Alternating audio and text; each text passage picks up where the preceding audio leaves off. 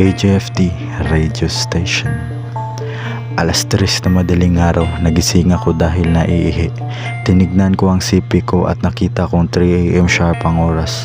Nakaplay pa rin ang pinapakinggan kong horror story narrative sa YouTube.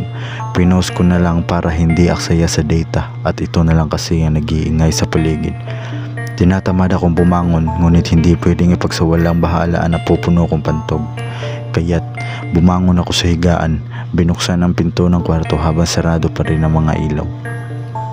Medyo papikit-pikit pa akong pumunta sa banyo kaya naaninag ko ang silhouette ng aking ama na nagkakape sa kusina habang patay pa rin ang mga ilaw. Pinati ko siya at shh lamang siya sa akin. Kaya nagpatuloy na lang ako sa banyo. Pagkatapos kong umihi ay lumabas na ako sa CR namin at doon lamang tumatak sa isip ko na ako lang pala mag-isa sa bahay.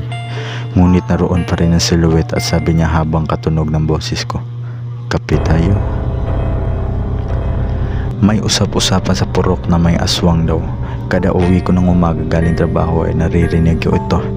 Hindi naman ako natatakot dahil sa buong magdamag ay nasa loob lang ako ng malamig na workplace ko.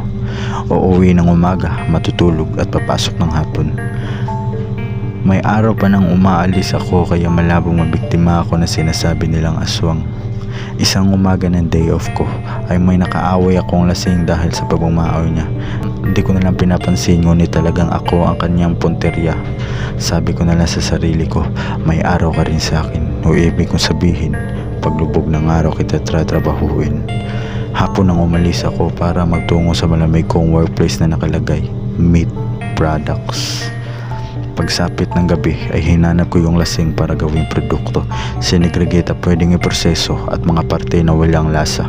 Tinapon ng hindi masarap sa bakanting lote sa aming purok dahil malayo ito sa pabrika namin para hindi magduda ang mga customers. Pagsapit ng umaga, habang naglalakad ako pa uwi, narinig ko na naman ang mga usap-usapan nila tungkol sa aming lahi ng mga aswang.